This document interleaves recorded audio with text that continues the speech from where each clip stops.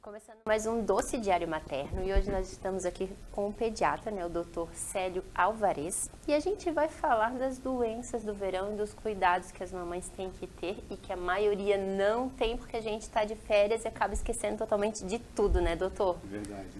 Na verdade, o cuidado começa do bebezinho já, né? Porque o pessoal tem um bebê e acha que vou levar pra praia, pode fazer de tudo com a tudo criança com e tá ele. tudo bem. Não tá, né? E os cuidados têm que começar ali, né? Então, cuidado com a água que vai beber, que vai oferecer para a criança, da mamadeira que vai fazer ali, né? O cuidado do armazenamento da mamadeira, O né? ideal é Porque tem fazer- gente que leva pra praia e... Acha já pronta e para oferecer mais tarde. Isso não deve ser feito.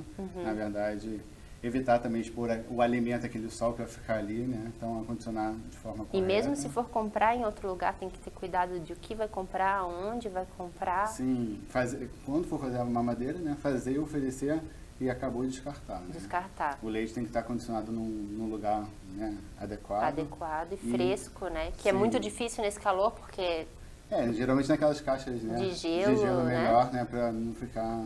Aí, por causa do calor, ficar muito... e a água Deteriorar o alimento. E a água do mar, doutor? Tem problema o contato do bebê, a criança? O ideal eu não gosto, né? Eu não... Porque não- a criança acaba ingerindo, né? Sim, e o bebê mesmo, acho que não deveria estar ali no lugar que está exposto a outras coisas, né? A outras pessoas, a animais. Mas que ali. tipos de doença a criança pode contrair nesse ambiente da praia? Na verdade, ela pode pegar uma micose por causa da areia, né? Gastroenterite por causa da alimentação, outros alimentos que às vezes não são mais perecíveis e acabam estragando por causa do calor e você não percebe na hora e acaba gerando um quadro de gastroenterite com vômito, diarreia, desidratação. E tem uma coisa também, doutor, que eu sou bem encanada assim como mãe, é aquele negócio, tipo, tá calor, de repente esfriou, aquele vento, eu não sei se é azar meu, todas as vezes que meu filho foi pra praia e ficou naquele calor, suou, pegou aquele vento, ele teve ou dor de ouvido ou dor de garganta. É coisa da minha cabeça? Foi coincidência? Na verdade é um pouco de coincidência porque não acontece de uma hora para outra, né? É uma coisa que está mais incubada. Não aconteceu de um dia para o outro, mas tipo uma semana depois, 5 dias depois. Acaba porque a imunidade, nesse, né, frio, calor, você tem uma diminuição da imunidade. Então, favorece os quadros gripais, virais de acontecerem, né? Então, até porque no calor você está no ar-condicionado, está no calor. Entra e sai toda hora. Então, esse choque térmico que causa essa diminuição da imunidade. E aí favorece os quadros virais, que são os mais comuns, né? E tem também, doutor, os cuidados, assim, com insolação, porque leva a criança... Deixa ali e esquece de passar o protetor, tem que passar várias vezes. Crianças abaixo de 2 anos, não é, né, recomendado o filtro solar, né? Não pode. Não pode? Não. O filtro, aquele que a gente passa, não pode. O infantil pode? Nem o infantil. Isso eu não sabia e eu usei bastante. Na verdade, abaixo de 2 anos, a Sociedade Brasileira de Pediatria não recomenda. Por quê, doutor? Por conta da química mesmo, né? Então, a gente tem outras proteções físicas para proteger a criança. As roupas com proteção UV, né? E eles recomendam protetores inorgânicos, que na verdade são de barreira.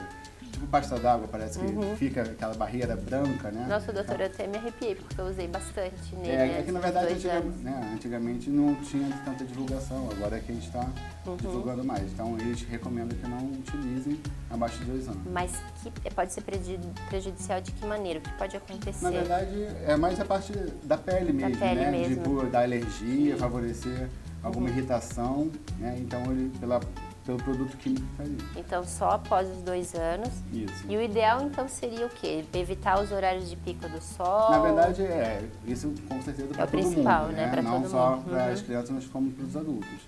E, na verdade, as barreiras, boné, barraca de sol, guarda-sol, guarda-chuva. Aquelas blusinhas UV. Isso, tanto a blusa quanto, né, às vezes é mais calça, porque você está protegendo, né? Boné para poder proteger a criança. O máximo de proteção. E ficar debaixo da barraca seria o melhor. Mas a criança, depois dos 3 anos, no verão, ela pode passar um Dos 2 anos protetor. Pode passar um protetor solar. Aí, O recomendo ideal é até para escola, tudo, né, doutor? no dia a dia. Tá? Eu passo no meu filho no dia a dia, Sim. assim, para ir pra escola, porque eles brincam no sol para proteger, E né? na verdade, não só passar uma vez, né? E lembrar que a cada 30 minutos você tem que ir passando de novo, porque eles entram no mar. Aquilo vai sair, né? Então, tá sempre repondo o filtro solar para poder ter uma proteção duradoura. Porque às vezes a gente coloca no início e não coloca a criança mais, vai brincar, vai chegar no ver, final do dia, coitadinha da criança. Porque o ideal também é passar uma água limpa, secar a criança uma outra vez e depois passar o protetor, porque ela vai estar cheia de areia, né? Sempre tá com o corpo mais limpo, né? Para poder e também não fazer a abrasão por causa da areia na pele. E outro fator também, doutor, que as mãezinhas esquecem, a visão. Precisa de uma proteção ou a criança não precisa? Olha, na verdade, se for proteger, né, usar óculos escuros, que seja o recomendado o oficial. Oficial, nunca o genérico. Na verdade, até porque você não sabe se está comprando o correto ou não. Correto. Uhum. Mas eu não vejo muito isso sendo divulgado. E sabe, né? doutor, que assim, meu menino usa óculos desde pequenininho, e todo mundo olha pra gente e fala, meu Deus, tu gastou tudo isso num óculos pra ele. Tipo, ou não usa, ou usa o que tem que ser. Sim. Foi assim que o médico dele me explicou. Aham. Tipo, ou não usa, porque a maioria, não, vou comprar ali no camelô, na lojinha. Não, nunca coloquei esse tipo de óculos não nele. Não pode, até porque a qualidade é ruim, né? Uhum. Você não sabe da origem daquela ali. E aí pode estar falando que protege, na verdade está piorando. Faz uma barreira, né, de sombra, a pupila aumenta e, na verdade, a outra... Está prejudicando a visão da criança. A radiação pode ultrapassar e acabar prejudicando mais. Então era melhor estar sem do que com aquele óculos que não... Porque a natureza mesmo protege. Protege a visão da criança. E, doutor, outro fator, a água, que a gente falou ali, mas não deu muita ênfase. Sim. Ela ingeria aquela água do mar. Na verdade, se a água for... Depende aí da balneabilidade da praia de cada lugar. Né? Mas você sabe que todo mundo faz tudo dentro do mar e aí acaba sendo contaminado. Claro que vai favorecer. Se você tiver uma alimentação boa, né, acaba que você... A alimentação boa e ingerir água, né, mineral ou filtrada seria o ideal para todo mundo. Mas as crianças... Mas a criança vai brincar e acaba ingerindo... Tudo, né? Acaba...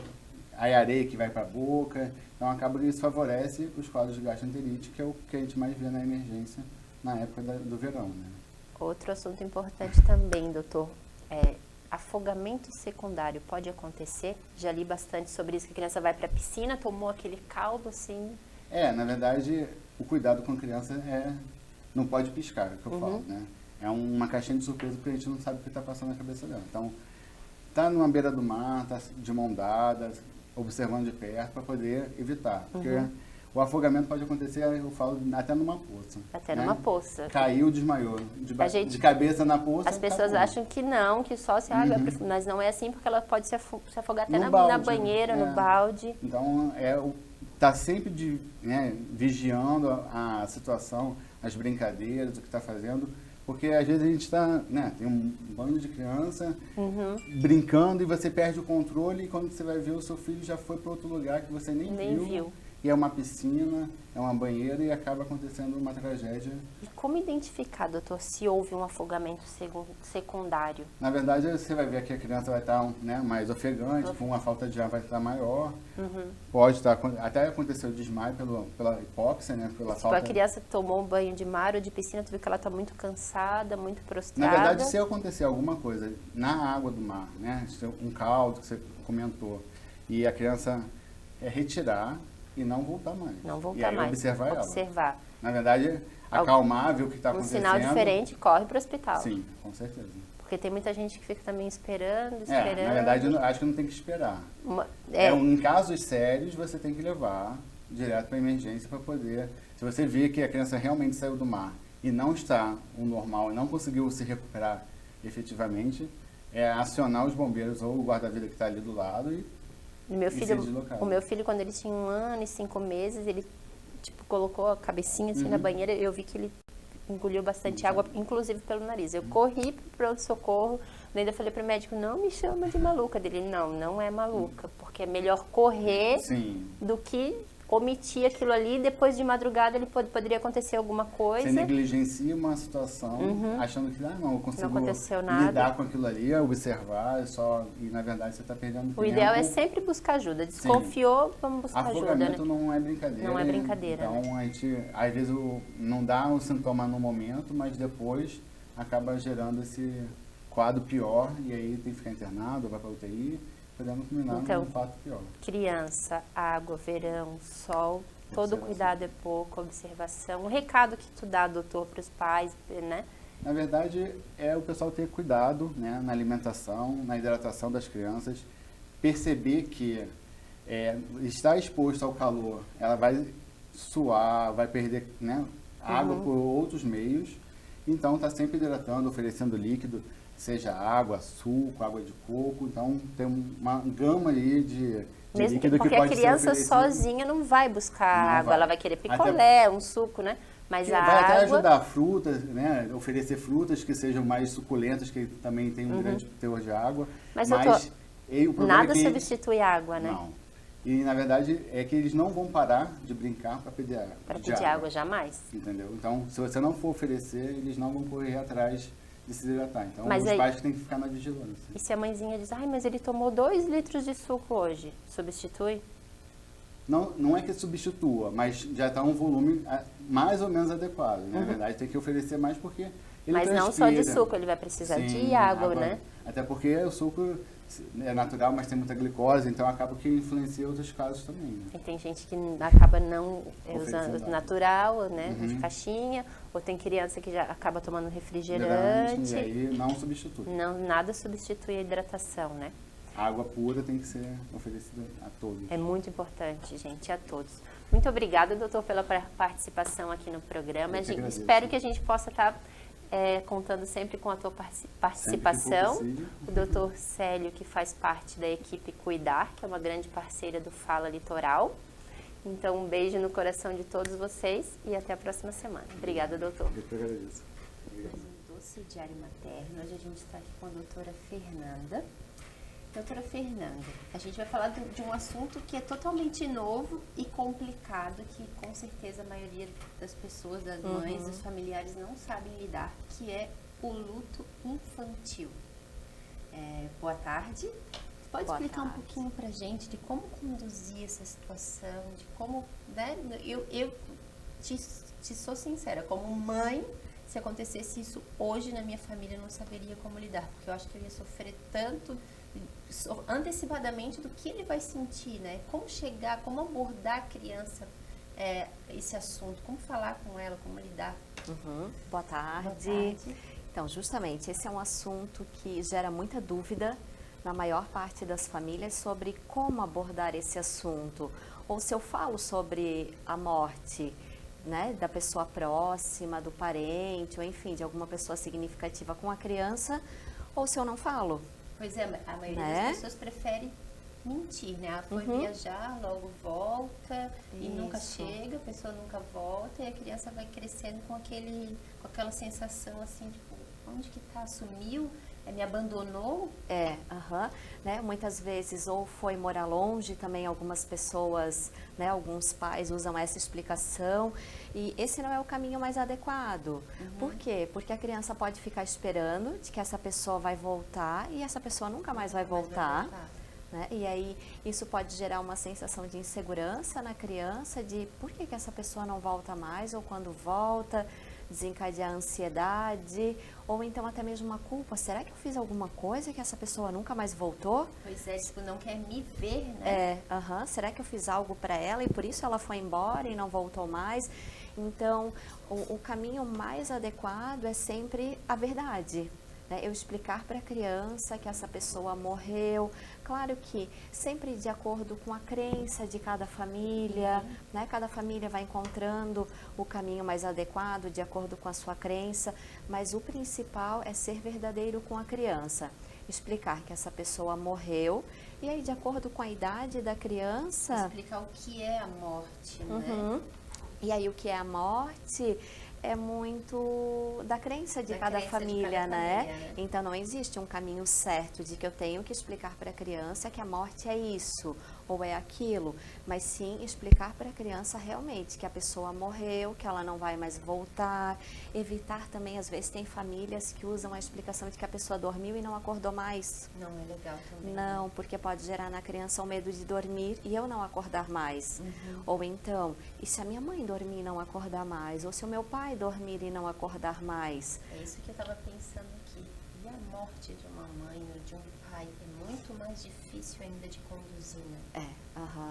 Mas o caminho é o mesmo, é explicar para a criança que a mãe morreu ou que o pai morreu.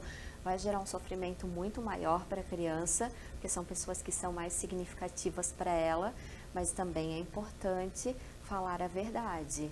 E existe, assim, Fernanda, uma idade que pode ser mais difícil? É mais difícil, às vezes, para uma criança de 10 anos aceitar do que uma de 2, 3 anos? Quanto maior, é pior ou não existe diferença?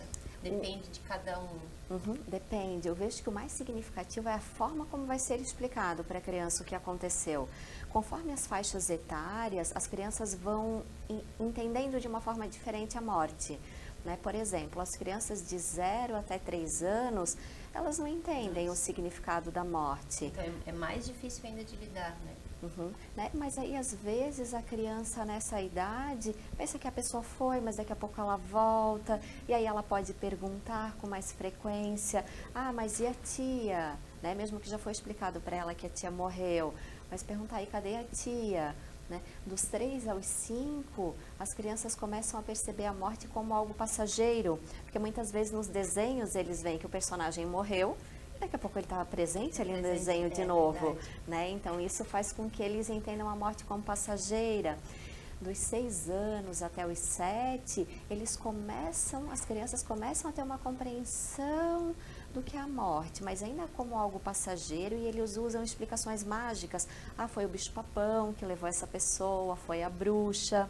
A partir dos 7 anos, as crianças começam a compreender um pouco melhor o que é a morte e entender que talvez a pessoa morreu porque estava doente ou porque sofreu um acidente. E a partir dos 11 anos, as crianças entendem que realmente a morte que realmente aconteceu. E que é algo irreversível, que a pessoa foi e não volta mais. Tipo, por coincidência, semana passada, meu filho estava sempre perguntando, mãe, eu tenho a bisa, que é lá, que é a mãe da avó, e a minha bisa, mãe da minha avó, que é tua mãe, né? De casa, a minha avó. Falei, filho, ela morreu. Daí ele começou a me questionar, mas quando morre, vai pra onde? O que acontece? Aí meu pai falou, vamos levar ele para fazer uma visita no cemitério. Não sei se é certo, mas a gente levou. Aí ele perguntou, mas olha que eles estão aqui, mas quem tá aqui? Porque daí ele viu outras fotos, daí tava o bisavô, a gente explicou. Mas o que a gente vem aqui? Daí meu pai falou, a gente vem rezar, vem limpar o túmulo. Daí ele começou a ajeitar as florzinhas. Eles estão aqui. Aí ele chegou na escola, a professora perguntou, alguém morreu? Porque ele falou que foi no cemitério visitar a bisa que tinha morrido. Mas ele pareceu encarar de uma forma bem tranquila, claro, porque ele não conheceu eles, né? Mas talvez porque vocês foram verdadeiros também e explicaram para ele o que acontece então com o corpo de alguém depois que morre. Para onde foi esse corpo? Vocês foram lá e explicaram para ele sobre o túmulo, as flores que se colocam. Então se torna algo mais concreto e aí fica mais fácil para ele entender o que aconteceu. Se precisar no futuro, ele já está... É melhor já ir preparando, né? Porque vai acontecer. Sempre vai acontecer um avô, uma avó, um tio, uma tia, até mesmo os pais. Então é melhor sempre ir preparando a criança. Então um dos caminhos é a preparação, né? Independente se morreu alguém ou não. Né? E se a gente for parar para pensar, a gente tem vários processos de luto ao longo da nossa vida. Né? Tem o processo de desmame, de não amamentar mais, já é um processo de perda que eles passam. Às vezes uma florzinha, uma planta que a gente tem em casa e que de repente ela morre. Um brinquedo, um animal de estimação também, um amiguinho que estudava com ele e que no próximo ano foi para outra escola, um vizinho que se mudou. Então todas essas situações a gente pode aproveitar para ajudar a criança a lidar com o luto. É uma perda. Né? A pessoa não morreu, é diferente, né? Mas foi uma perda Mas foi uma significativa perda. para eles, Aham, né? Ou até mesmo um animalzinho de estimação que talvez faleceu. Também já pode usar essa situação para explicar para a criança o que acontece, então, com esse animalzinho, agora é que ele morreu, né? E aí, muitas vezes, depois que o animalzinho, que a pessoa morreu, a criança quer falar sobre aquele assunto. E o adulto, o pai ou a mãe, fica em dúvida. Será que eu falo? E se eu falar, ele vai sofrer mais? Não, é importante que a gente converse com a criança sobre a pessoa que morreu, porque ele precisa falar, né? Ele tem memórias dessa pessoa. Ele viveu, né? Então é importante que, se ele quiser falar, a gente permita, a gente converse sobre, né, sobre a pessoa que faleceu. A gente pode pegar fotos, vídeos e conversar sobre a relembrar os bons pessoa. momentos, Isso, porque daí a gente cultiva essas memórias boas que a criança tem dessa pessoa. Pode acontecer da criança desenvolver uma depressão, Pode. ficar mais agressiva, pode acontecer? Pode. Nos primeiros dias, nas primeiras semanas, é natural que a criança fique mais ansiosa, mais agitada, mais irritada, seja em casa com os familiares ou até mesmo na escola com os amiguinhos. Então, se acontecer alguma situação assim, é importante até que a professora na escola saiba: olha, a avó faleceu, né? Mas se esse processo de luto vai permanecendo e a criança começa a ter perda de peso... Eu ia perguntar quais os sinais, assim, o alerta, tipo, acendeu a luzinha vermelha, preciso procurar um profissional. Isso, já passaram algumas semanas e a criança começa a perder peso, diminuiu o apetite, as atividades que antes ela gostava de fazer, ela não sente mais tanta vontade ou não demonstra mais tanto interesse, permanece muito irritada, tem pesadelos ou mudanças no sono. Então, esses podem ser uns sinais de alerta. Que são de que alguma coisa não vai bem, até mesmo uma depressão. Isso, início de uma depressão. Pode ser um quadro de depressão, ou mesmo a criança não conseguindo enfrentar o luto. Às vezes o processo do luto ele pode durar 1 ano. A gente às vezes não esquece, né? Não. Imagina a criança. Né? Que talvez está passando por aquela situação e nunca vivenciou, nem sabia dessa possibilidade. Né? Mas muitas vezes é mais difícil para o adulto passar por essa situação e explicar para a criança o que acontece do que a própria criança. Porque ela ainda não tem uma... Agora a gente vai viajar e vai ficar 2 meses fora. Né? E ele já está sofrendo. Com a avó, que ele é mais apegado, ele, mãe, e a minha avó? Eu vou ficar todo esse tempo sem ver a minha avó. Ele já está sofrendo por antecipação. Ele está pensando, não está concentrado na viagem, ele está concentrado em, tipo, eu não vou ver minha avó todo esse tempo. Né? Eu fico preocupada de chegar lá e ele sentir muito a ausência da minha mãe. Aí, quem sabe, nesses momentos da viagem, vocês podem telefonar para ela, né? Ou fazer vídeos da avó e ele assistir vídeos dele para a avó. Mas fazê-la sempre presente, né? Isso é muito importante. Isso. Né? E aí, quando ele perguntar, pode explicar: olha, a avó está em casa, ou a avó está em tal lugar. Quando nós voltarmos, nós vamos encontrar a avó, para que ele saiba que quando ele encontrar, a avó está ali, que é só um período em que ele está distante. A gente pensa, né? Dessa forma, ele só vai estar longe da avó e a gente consegue mostrar, ele vai conseguir falar. E quando não existe essa possibilidade, que é o verdadeiro luto que morreu, deve ser muito complicado, né?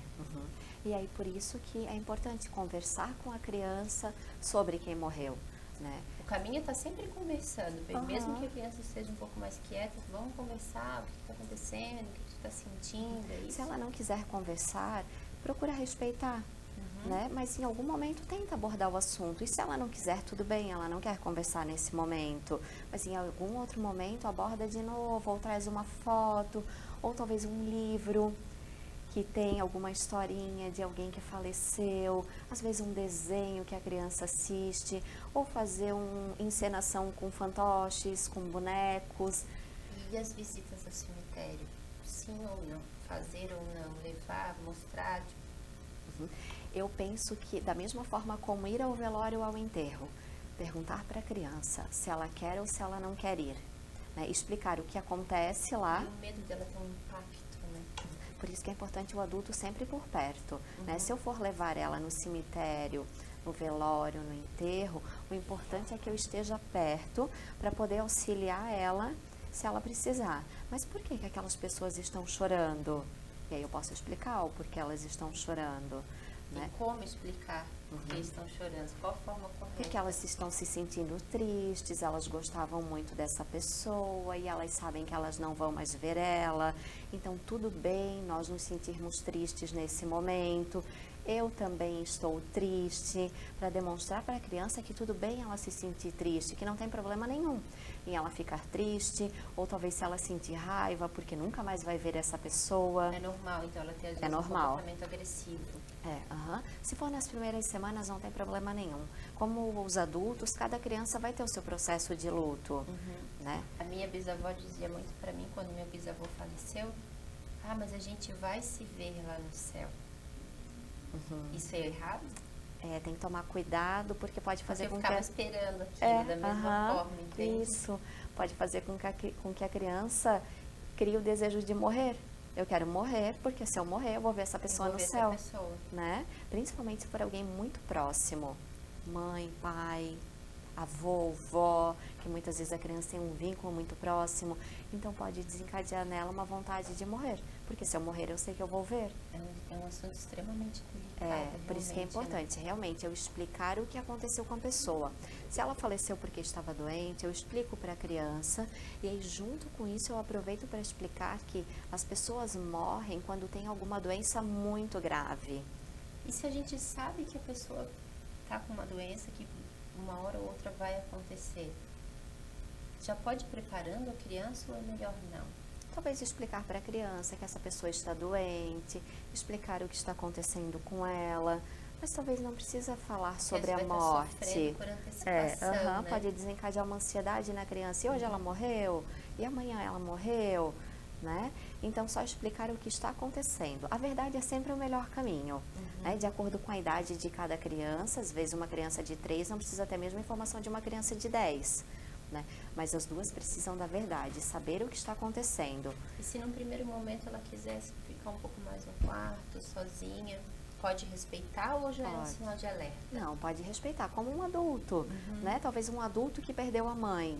Nos primeiros 3, 5 dias, talvez não sente fome, ou não tem vontade de comer, quer ficar mais quieto no quarto, né? E aí daqui a pouco a pessoa volta à rotina normal. Então a criança a mesma coisa, né? Incentiva a comer, faz o que a criança gosta de comer, tenta brincar com ela, mas se ela quiser ficar mais quietinha, só sempre eu sugiro que os pais fiquem atentos, né?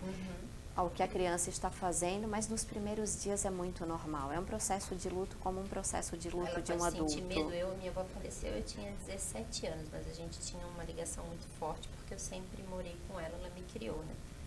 E eu sonhava que ela estava embaixo da minha cama, eu não conseguia dormir sozinha, eu já tinha 17 anos, eu perdi 10 quilos, então é totalmente aceitável uma criança passar por tudo isso. Sim, a criança pode ficar mais chateada, mais triste nas primeiras Sentir medo semanas. de dormir sozinha. Sim, E aí é importante também que os pais compartilhem o que estão sentindo com a criança naquele momento. Se a criança está mais quietinha no quarto, talvez não quer comer, os pais podem comentar com a criança que eu também não estou sentindo vontade de comer nesse momento.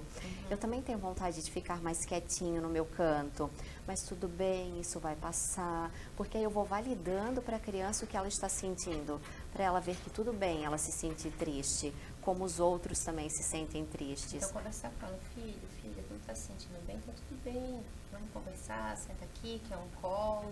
Isso, ficar mais próximo. Se a criança estiver com medo de dormir sozinha, dorme junto com ela nesses primeiros dias. Tem gente que não vou trazer para minha cama de novo, porque daí vai ser difícil tirar, não, né? Ou talvez vai no quarto da criança e dorme lá no quarto dela com ela, porque depois não precisa fazer esse processo de retirar ela do quarto dos pais.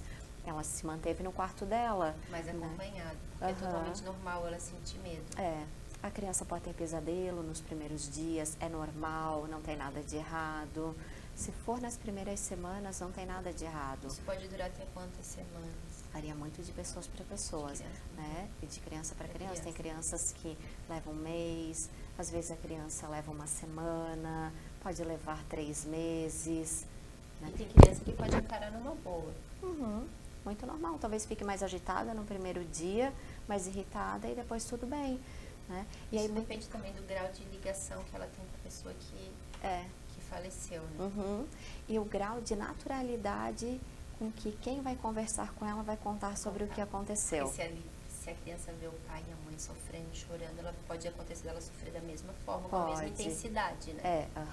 Mas não tem problema o pai ou a mãe chorarem, porque eles também podem estar sofrendo, né? Então eu posso ensinar para a criança o que nós falamos ainda há pouco, que tudo bem eu me sentir triste, tudo bem eu sentir medo, então nesse momento eu posso chorar, porque eu vou ensinando para a criança que tudo bem se ela está com medo também, ou se ela tem vontade de chorar, que ela pode chorar. Ela tem todo o direito de sofrer da mesma forma que o adulto. Tem, e aí assim talvez se torne mais fácil até de a criança expressar mais os sentimentos dela. Pode ser que ela se sinta mais acolhida, porque eu estou sentindo coisas parecidas com a minha mãe. Minha mãe tem vontade de chorar e eu também tenho, então eu posso chorar. Não é feio, né? Porque às vezes tem uma certa idade, eles têm vergonha de chorar. E se a criança não quer ir para a escola aquela semana, respeitar ou não? Aí eu vejo que é uma decisão da família mesmo, né? E se a família pensar que talvez tem famílias que não vão ter com quem deixar a criança naquela semana, né? Então talvez explicar isso para a criança. Até mesmo para a professora na escola, para tentar dar uma força, né? Às vezes ir para a escola faz com que a criança se distraia, ou se ela ficar em casa, ela pode brincar, ou os pais, então a criança vai precisar que tem alguém em casa para dar uma atenção para ela, para dar um suporte. E aí, nessas primeiras semanas, é muito normal que a criança fique triste e, de repente, pareça que está tudo bem. E aí ela brinca, faz o que ela fazia normalmente. De repente, ela fica triste novamente. Né? E aí, de repente, ela brinca de novo. Pode ter picos Isso, altos e baixos. Né? Ou até mesmo, eu já conversei com a criança sobre o que aconteceu. Uma semana depois, ela me faz mais uma pergunta. É normal? Ou daqui 3 meses, ela me pergunta mais alguma coisa. É normal. Por quê? Porque a criança está dando um significado para a morte. Né? Então, ela amadureceu alguma ideia, mas esse amadurecimento trouxe novos questionamentos. Então, ela vai perguntar outras coisas que ela não recebeu essa informação até aquele momento. Ou ela pode perguntar para terceiras pessoas, para a professora, que pode explicar de uma forma diferente, ou um amiguinho que já passou por isso vai explicar de uma forma diferente, pode criar uma confusãozinha na cabeça deles, né? E é por isso que é importante a verdade, que eu explique para a criança o que está acontecendo, porque senão a chance é muito grande de ela procurar outras pessoas para buscar essa informação que ela sente necessidade. Eu que ele fosse contar para a professora que ele foi até o cemitério. Então eu achei que ele tinha sido totalmente, ele encarou numa boa, conheceu, mas ele vai sair daqui, vai esquecer. Não, ele não esqueceu. Eles não, para a professora e para os amigos. E eles não esquecem. Né? É uma situação nova, é diferente para ele, né? Mas por isso que é importante falar a verdade, explicar o que aconteceu. Senão a criança vai buscar informação de terceiros e aí a gente não tem controle. Que informação? Que informação que ele vai estar recebendo. E aí se ele se sentir acolhido com a informação que os pais ou as pessoas próximas passaram a ele, outras pessoas vão trazendo informação e ele vai compartilhar em casa. O meu amiguinho lá da escola me falou isso, a Pro falou aquilo. E aí vocês conseguem ir conduzindo. Mas o mais importante é os pais se perguntarem o que eu quero ensinar para o meu filho com esta situação. Né? Se eu mentir... Mais do que tudo, os pais precisam estar resolvidos, né? Sobre a situação. E se sentirem seguros de que tudo bem. Eu preciso contar para ele o que aconteceu. Se eu mentir, eu posso ensinar para o meu filho que ele não pode confiar em mim. Porque a minha mãe disse que a minha avó ia voltar, mas ela nunca voltou. Né? Então eu posso ensinar para o meu filho que ele não pode confiar em mim. Ou que tudo bem as pessoas mentirem. Ele pode achar normal, né? Pode. Ou então ele pensar que a morte é algo que as pessoas não podem conversar sobre isso, ou que se eu sofro é melhor eu não contar para ninguém que eu estou sofrendo, né? Então, ele pode em outras situações fazer a mesma coisa, né? Pode, porque é algo que a criança está aprendendo com os pais. Doutora, um recado que tu deixa para os pais que estão enfrentando o luto infantil em casa, um conselho de mãe, né? Muito mais do que profissional. Sejam verdadeiros com os seus filhos, acolham os sentimentos deles, Se vocês estiverem sofrendo, lembrem que está tudo bem, não tem problema nenhum vocês sofrerem também. É uma forma de ensinar para os filhos que tudo bem eles sofrerem, mas que eles podem contar com o acolhimento dos pais. Né? Que se eles sofrerem, e não só com o luto, mas com qualquer outra situação, os pais vão estar ali para acolher essa criança. Eu vejo que isso é o mais importante de todo esse momento, a criança ter a verdade e se sentir acolhida. Muito obrigada, doutora Fernanda, pela participação aqui no Doce Diário Materno. Espero que vocês tenham gostado do assunto, né? Porque é um assunto pouco falado. Continue assistindo o programa que hoje está bacana demais. Obrigada, doutora. Eu agradeço o convite e a oportunidade de compartilhar esse conhecimento com vocês. Obrigada.